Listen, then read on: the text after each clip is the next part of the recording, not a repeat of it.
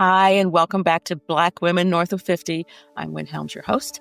And I got to interview Noah Wiggins, who is, I call him dude. I've known him since he was born, and had the pleasure of watching him grow up. His mother, Angela Wiggins, she's fabulous and did a fabulous job with him. And you'll see that because he's such a wonderful young man. We're talking about how we learn, how we bridge the gap between the 20-somethings and the 50-somethings, and how difficult that is. Anyway, you'll enjoy listening to him talk. He's a talker, and I love him to death.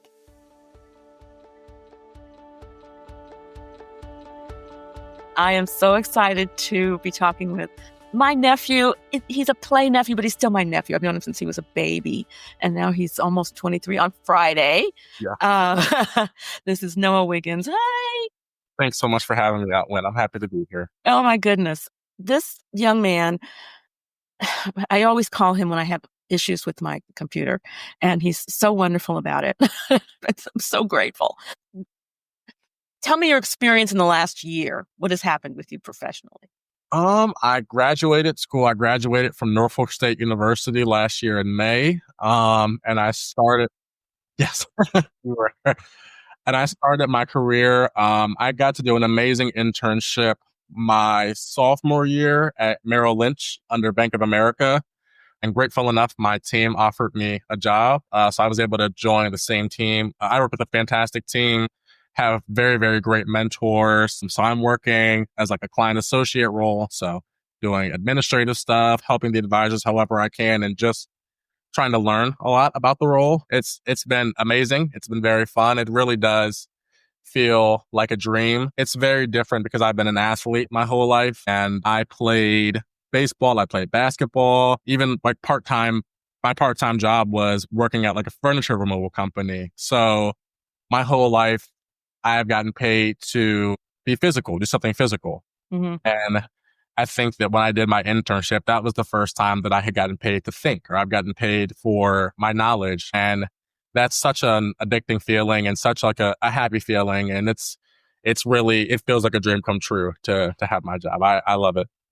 I brag on you all the time. So you have to tell me about the classes that you're taking or the certifications. Yeah, so I'm working on a lot of wealth management certifications right now. I'm taking courses now for the Certified Financial Planner program. And that's just like a broad, what is investment planning? How do I give a financial plan? How do I plan for my taxes? How do I plan for estate management, trust? I mean, there's a lot of it. So that sort of covers all of the just general financial planning topics. And I plan to do more in the future. I thought about possibly doing an MBA, possibly doing, there's one called a Chartered Financial Analyst, which is like really, really heavy into like investments and markets. But I sort of want to see which way my career goes first and the type of clients that I'll be serving before I actually decide like, this is what I want to do, or this is I don't want to get something that's super heavy in investment when I'm working super heavy with people, or vice versa,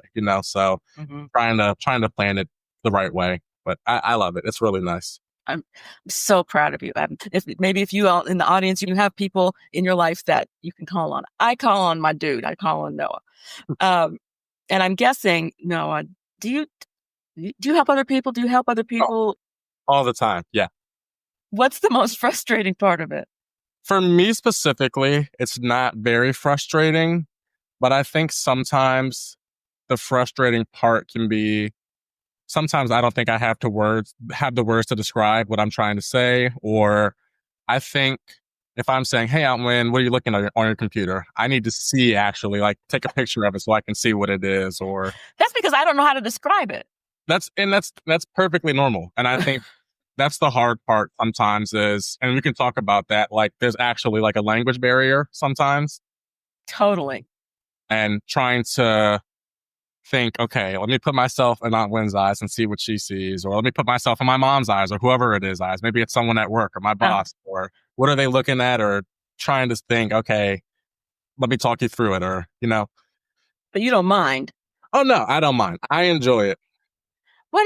What are the things that are frustrating about talking to OGs like me about tech Oh, stuff?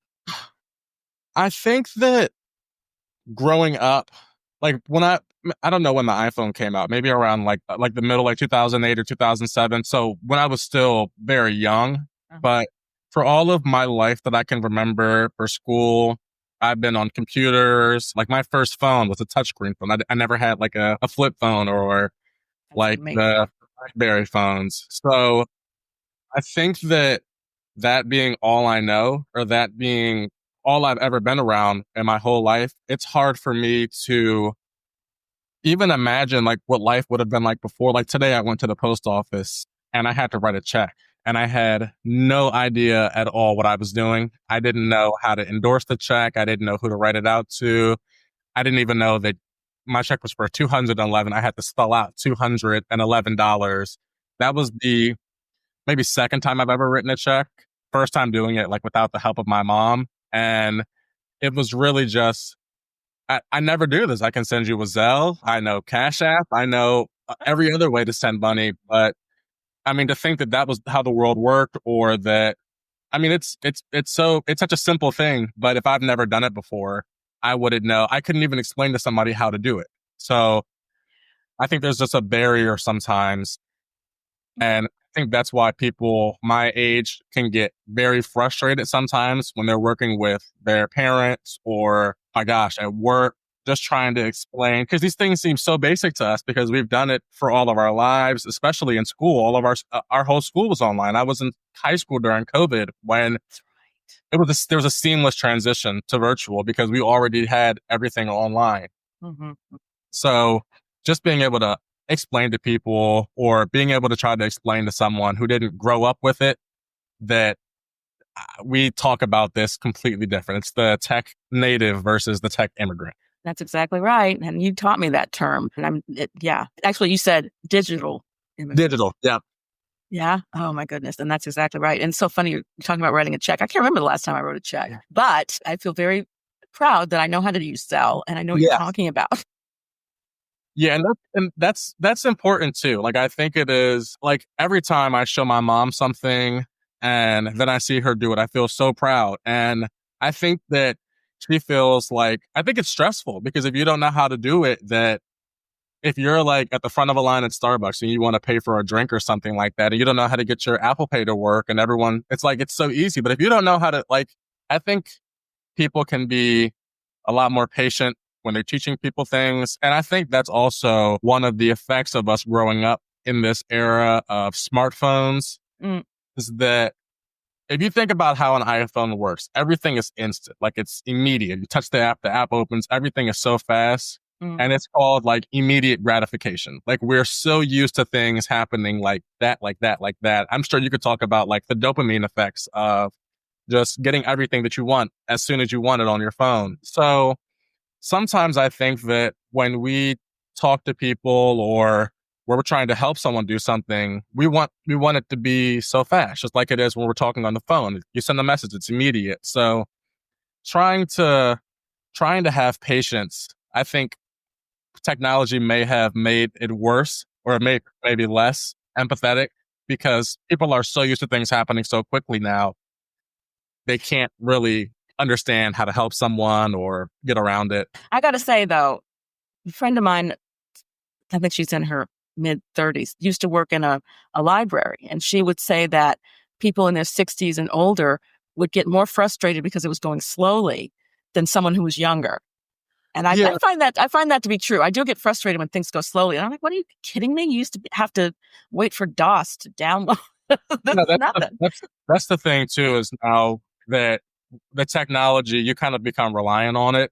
And then like when it doesn't work, it's like, oh my gosh, what are we supposed to do now if the technology doesn't work? So I think it can really just, especially if something's taken so long your whole life and now it's so quick, then when it's not quick, you're like, it's supposed to be easy. Why is it that simple? You know? I went to I can't remember where I was at the doctor's office, I think, and I was in a valet park because I had mom with me and just wanted to be close. They only took cash or a check. It's like, excuse me, what year is this? Even I know taking a check at a valet is kind of weird. Oh goodness. It's funny, and I could think of, I'm sure for every one example where technology has made it worse, I could think of 100 where it's made it better. Just for simple things, like at where I work, we have a parking garage where there's no gate. But I think Amazon, it might be Amazon or someone else that has a software that takes a picture of your license plate when you come in. So then when you're done, if you validate your parking, you can just drive right out. And it knows how long you stayed. It knows. That's crazy to me. Well, it is. And do that. Yeah. AI, I'm being told, is even growing faster than a lot of the technical things are going. That makes me crazy. And it's really helpful. I'm kind of embarrassed that I like it. It is.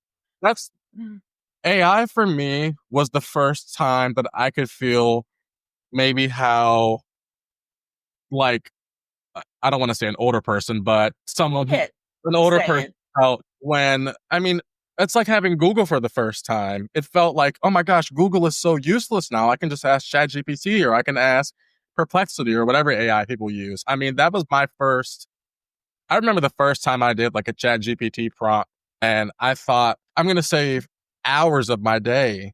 Yeah. I was in college. Think about, oh my gosh, I need to ChatGPT, give me 7 sources I can use to write this paper, write me an outline for this paper. All of the busy work that we had, it just made things so much more efficient. And I think that's the first time I really had my aha moment, or I had my, like, this is mind-blowing moment, and really just understood that this is the first time I felt scared, like, oh my gosh, the technology is gonna take control over the world, or like my iRobot moment. Yeah. I only learned about ChatGPT, I think it was last fall. Mm-hmm. And my aha moment was I was interviewing someone, and she's another therapist, and we got off the recording and we were talking and whatever. And she said, "Do you ever use ChatGPT?" I'm like, "No." Good heavens, it's crazy. My mouth hung open. I think she told me about it. The worst now is I got the premium version when I was in school because I would use it. It was like $20 a month, which is expensive, but I used it so much that now I have the version where you can talk to it and it talks back to you. My gosh, it's scary. It's like, sometimes I find it's very funny. I'll ask it a question and then it'll answer and I'll say thank you, or I really appreciate that. And it's like, I don't think it needs me to say thank you, but it just gave me a great answer. It's very weird. I caught myself saying, "Thank you so much. That was really good. Here's how I'd like you to say it instead." Just a little bit more conversational. Mm-hmm. It's fantastic though. I've seen people say, "Hey, can you write me a paper on the Black Wall Street or something like that?" And it spits out a perfect paper. Okay, here's a paper that I've written before. Now write it in my style of writing, and it will do it. Mm-hmm. It's crazy. I think that, there is the whole intellectual property thing that people need to be considerate about, like, where is it getting this information from, or is it going to put people out of jobs? That's a whole nother thing. But I think it is, if you run a business or if you run freelance and you can use AI to do all of your back office stuff, all of your paperwork, it is really, I think anybody who has a business or anybody who if you use Google a lot, if you have a lot of questions, it can really give you some time back in your day. I'm telling you, I'm going to have to stop calling you. I'll be on ChatGPT and no one have to. Now, you said something that reminds me of how little I know about things. Back office. Mm-hmm. What does that mean? It's like administrative paperwork. But on the laptop, it's the things that are going on behind, right? Or no, what does back office mean on your computer? That's like, when I say back office, I mean like administrative task or secretarial task. Like, okay. I don't need to keep my schedule. ChatGPT or Copilot or something like that is in my Outlook or in my email box. And like, we don't have it at my job because it's super regulated and we have really, really heavy compliance. But I know that, let's say that you schedule meetings often and you email me, "Hi, Noah, I would love to meet. What are some times that you're available next week?" The Copilot might be able to look in my calendar and pull times for me next week and have the email ready for me to send. That's crazy, but it's so useful. It's useful and a little bit scary, particularly with the whole the government thing happening, Signal. I have people that I'll be talking to and like, wait a minute, let me turn off Alexa because who knows who's listening. I don't know. It's a wonderful, what do you call it? Necessary evil, I guess. I think it's a tool. That's the way that I look at it, is that you have to look at it as a tool. And I mean, what you spoke about, like the turn off Alexa or turn off my phone, I think that's another big thing that when you talk about like a tech native or a tech immigrant, I feel so comfortable. I probably shouldn't. I know I shouldn't, but it's the world that I've grown up in. I feel so comfortable with like saving my passwords to Apple or saving my passwords on my phone. And I never feel like, oh my gosh, Apple's going to steal my passwords. Apple's going to steal my bank information, because it's the world that I've grown up in. But so much fraud happens and so many scams or so many hackings or people getting like identity theft. I think that it is extremely valid to feel cautious about, where do I keep this safe? Where do I keep these things safe? But that's what I've always done. It's so convenient. I started to call you a couple of weeks ago, actually, and I got lost in the sauce there in terms of the new operating system that iPhone had. I did the download, and I swear to you, contacts were missing. Oh, yeah, every time. Yeah. Oh, so it wasn't me. I didn't do anything wrong. No, that's like, I'm a tech person. Like, I don't want to say I'm obsessed with it, but I like to know what's going to be out before it comes out. But the whole concept of like Apple releases a new iOS system, and sometimes it's like, oh, nothing's really changed. And then sometimes you get it and it's like, this is a completely different iPhone. It's not. And I think that, it's not a bad thing, but they don't put out like a disclosure, like this is what's going to change in the new iPhone or anything. It's just you turn your phone on one day and it's completely different. And that's like, for me, it's always been like that. Like, I can remember when it first came out, but oh my gosh, my mom, no, I don't know where my texts are. I don't know where my contacts are. That's crazy. And I completely understand that. It is crazy how that works. Yeah, I don't like losing things. And sometimes iPhone will send you something afterwards to fix a bug in the They didn't do it this time. I'm really annoyed that I lost all those contacts, because I keep passwords in there as well. I have a new editor for this podcast who told me about LastPass. I think it's what it's called. You know it? There's a lot of them, like 1Password, Passkey. There's a whole bunch of them. Well, that's saving my life. Yeah. Because I've talked to you about this, about saving passwords and trying to find them and all that. I'm in a big old mess with Facebook right now because of not being able to remember a password. Yeah. And they lock down on you, and I understand that. I get it, but it's really kind of annoying. Yeah, that's that's also one of the really big scams nowadays. And I don't want to scare you, but I've seen it happen plenty. What? Where, let's say that you forget your password to Facebook or somewhere like that. I did that. Yeah. You go on to call Facebook.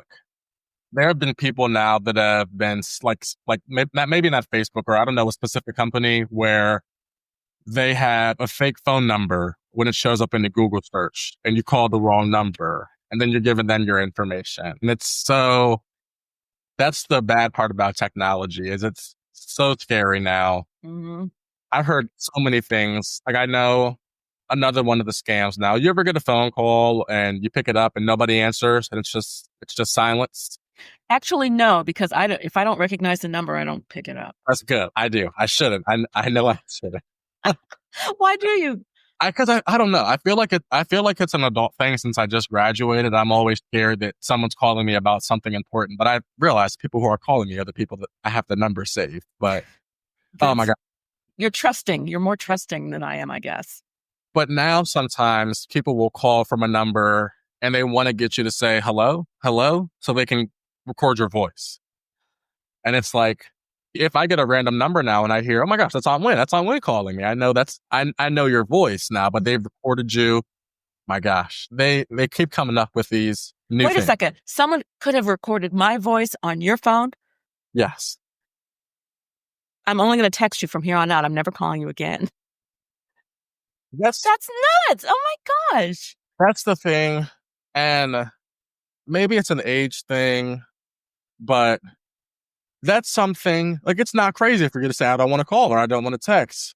But for me or people my age, I think the convenience always outweighs the risk because it's like, oh, it's so convenient. I don't care. Someone could steal it. What if they steal it? So what? What's going to happen? But I think that maybe that's like a negative or like a downfall of someone my age or someone in my generation is that we don't really understand like if somebody gets your social security number or if somebody gets your routing or check it, like it's not just like it's not just oh whatever it's a whole thing. You've got to go through a whole process. I I was don't know. wondering what you thought about what was happening just in the government in terms of all of those social security numbers being. I don't know. I remember last year there was a really big, like they said, there was a huge leak where like a third of the U.S.'s social security numbers were released or something like that, and Mhm. like things like that happen that you never hear anything else about it. And then it's like, is it just out there now? Is it? I mean, Yeah, where is it? I know that's the maybe it's a generation thing, but I think that people my age are kind of just numb sometimes. I think that not, I mean, there's positives and negatives, mostly negatives, I think, but I think that a lot of us are just like, it's so what? It's out there. What am I going to do now? I can't stop it, or I mean, I understand that yeah, to a certain extent. If I'm going to use the internet, I have to know that everything is out there yeah. somewhere. And I think I mean, you want to protect yourself as much as you can. I mean, I think some of the good things I've heard are the government will never text you or they'll never call you. They can literally send you mail or they're the government. They can come knock on your door if they really need you. If somebody calls you and says, hey, I'm the government, hang up. I mean, if they really need you, they can get to you. Hmm. Or a lot of times too, like if you think you get a call from your bank or someone, you can always hang up, go online to the actual website and call that number. That's actually happened to me. Yeah, It's so scary and annoying, but yeah. I know. And if you don't, mine was, I hear them all the time. And I think that wouldn't happen to me. That would never happen. I wouldn't fall for that. I'm super tech. I'm super technology savvy. I'm tech literate. I know these things. Hmm. I work in Virginia now and live in Maryland, and I have to take the toll road to get to work. And I know that I have my toll to automatically replenish when it gets below a certain amount. Okay. I got to work one day and I got one of these new texts that said, "Hey, you have insufficient funds in your Easy Pass. You need to reload your balance. Please click this link." Hmm. And I thought, "Oh my gosh, I just didn't pay my toll." Now, before I clicked the link, of course, I kind of came to. I said, "No, I've got it on reload. This is first of all, that was like a star 67 whatever number." But Okay. I mean, I thought, "Oh my gosh, that my toll. I didn't pay my toll. I've got to go in and do it." They get more creative and more creative, and Yep.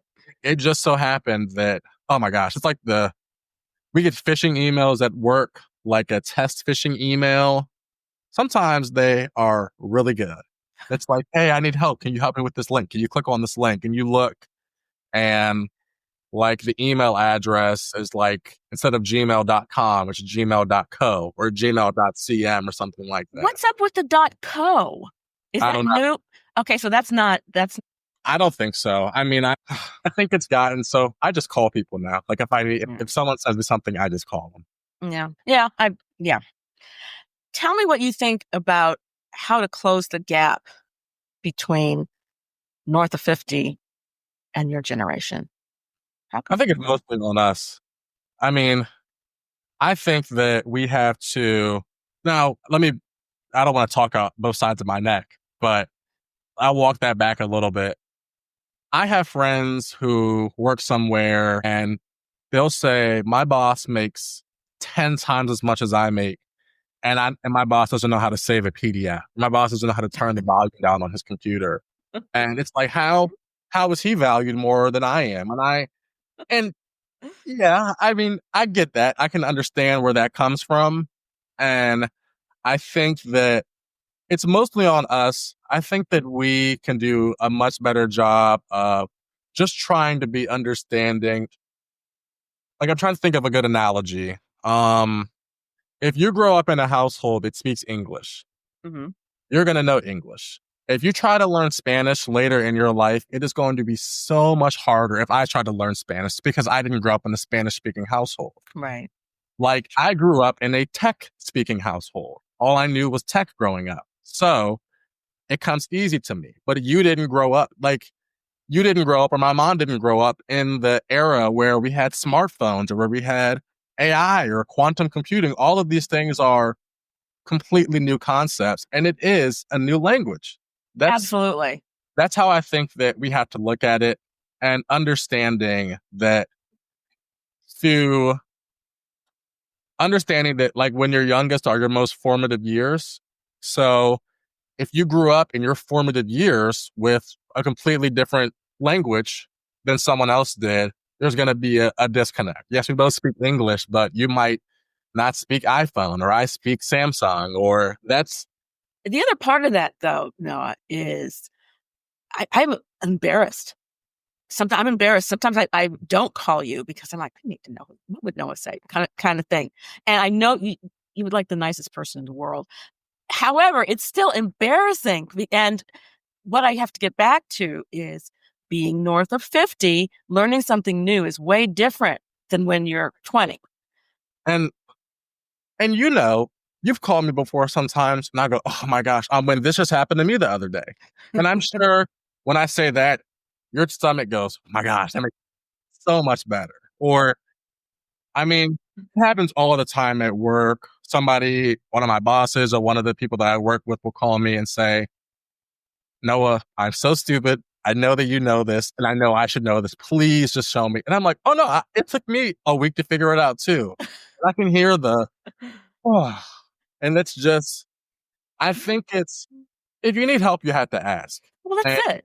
yeah, and it's only going to be more frustrating if you don't ask. Of course, you know, you have to have someone that you can ask. I know I tell you, I tell the people I work with, if you have a question, ask me. I'm happy to help. But first, you have to have someone that you're willing to ask. Now, I think you can ask. I mean, if you don't want to ask me, you could probably take a screenshot or take a picture on ChatGPT and say, hey, where on my screen do I need to click? How do I need to do this? You know, if you really didn't want to ask a person. That can't be. Take a screenshot for ChatGPT? No, that's not true. You can. It's crazy. Okay. Yeah, I'm okay. All right. I know. And we're back. Yeah. There's so much. I mean, like I said, I just learned ChatGPT, so I don't a screenshot and it'll tell you. But that's new for me too, though. You know what I mean? But the fact that it's happening, I know. I would not have known that if I hadn't been talking to you right now. I wouldn't have. And it's just it's I think that there's also when new stuff comes out like a chat GPT or like an AI tool, Mhm. my first instinct is, oh my gosh, oh my gosh.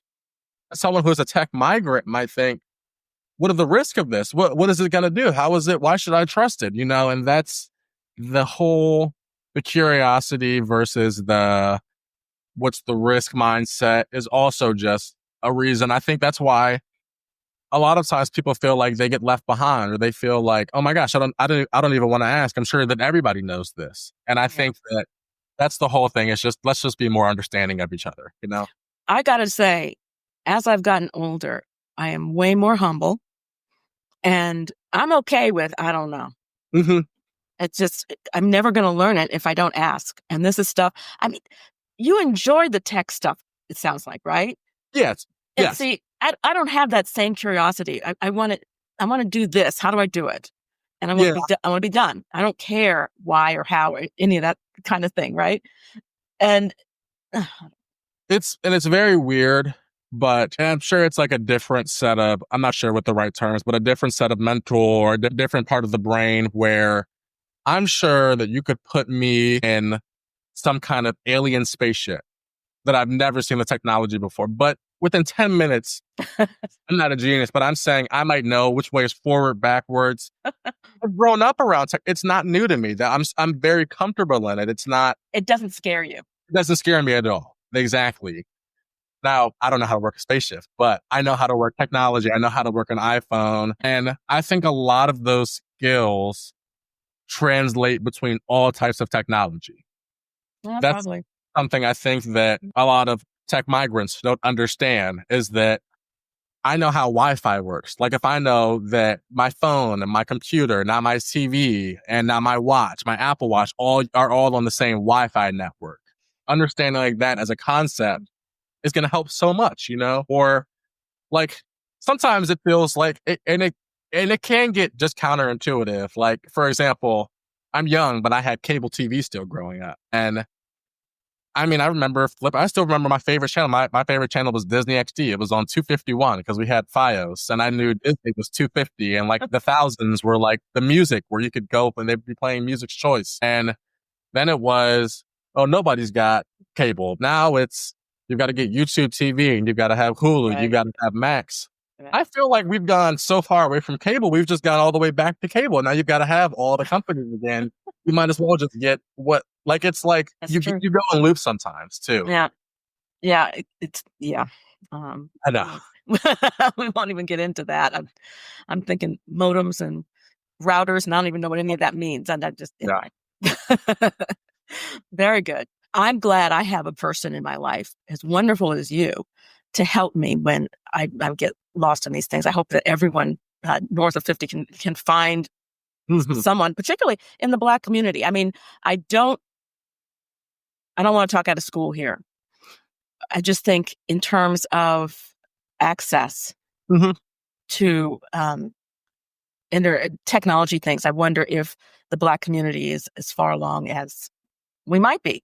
And that's huge. I mean, I can't think of any job where, I can't think of any corporate type job where you're not for 7 out of the 8 hour day on a laptop, and for the 1 hour a day you're at a meeting, but then you spend majority of your day doing something technology. So that's school too, no? Yeah, school too. So if you come from a community where you don't have the resources, you don't have laptops. I mean, I think schools are pretty good now about giving students Chromebooks.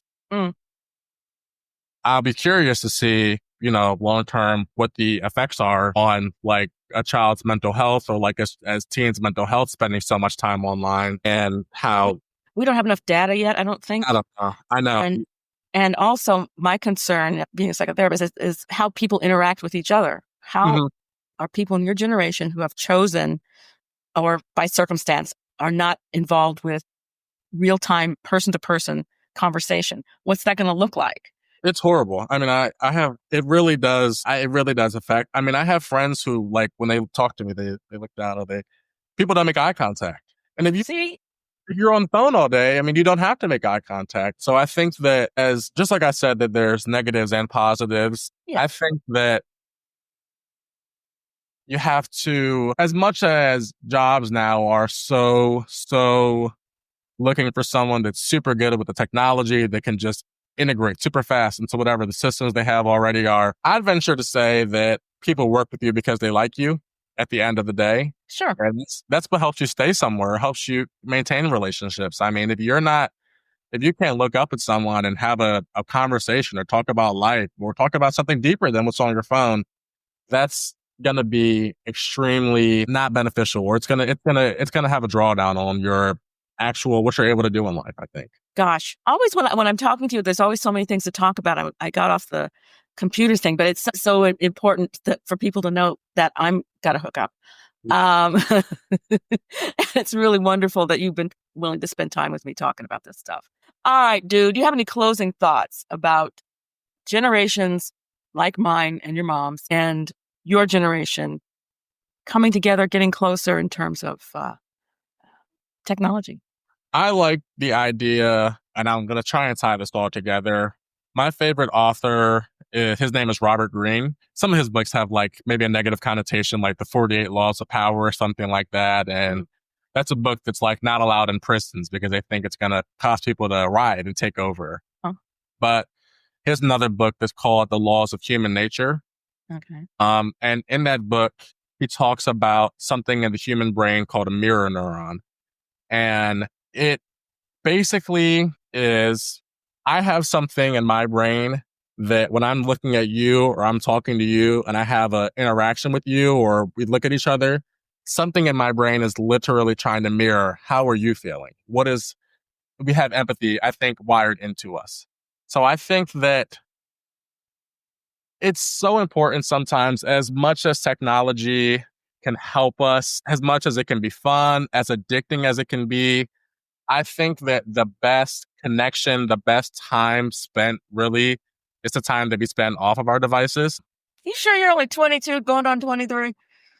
I don't believe it. I think that people should spend less time online. I think that it's really going to be detrimental to people if you spend your entire days on a screen, on your phone, scrolling social media all day, scrolling TikTok, whatever it is. I think that people should set screen limits on their phone. I recently did it for certain apps on your phone. You don't realize, oh my gosh, I've scrolled TikTok for 6 hours today, or oh my gosh, I've done this for so long today.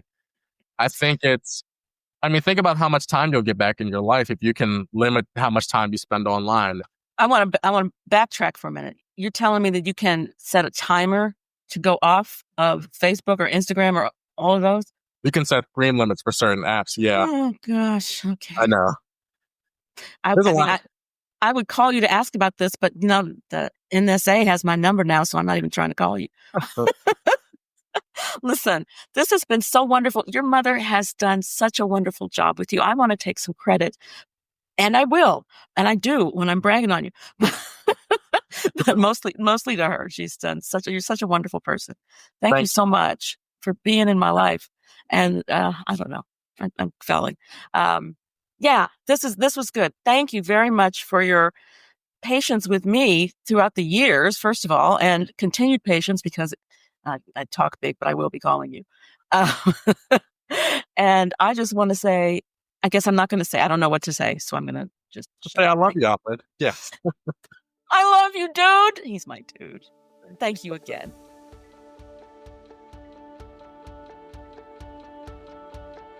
Well, that's my dude. Known him since he was born. He's still 5 years old to me, and yet he's talking all kinds of good sense. We talked about everything. I couldn't help it. I so enjoyed talking to him. However, for us Black women north of 50, what the heck with technology? Some tips are important, right? They're small, but we may not think of them all the time. For instance, start small.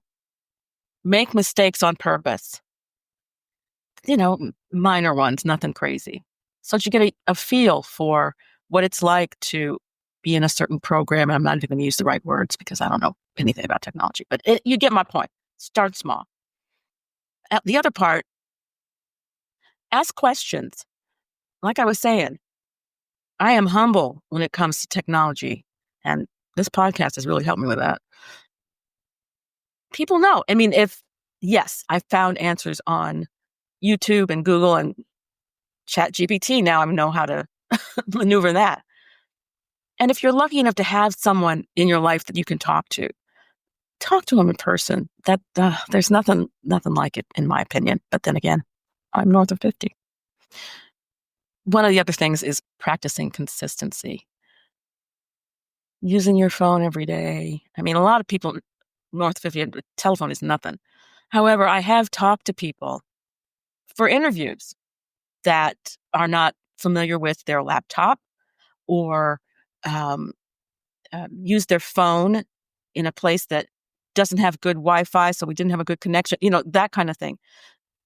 Be consistent with trying new things. And trust me, I know that's not easy. Anyway, if you have any good tips for Black women north of 50 regarding technology, I would love to hear from you. You can reach me here, YouTube, comments below, or Wynn, WYNN, at blackwomennorthof50.com. Thanks for hanging in there with me. Technology is part of the journey. I'll see you next time.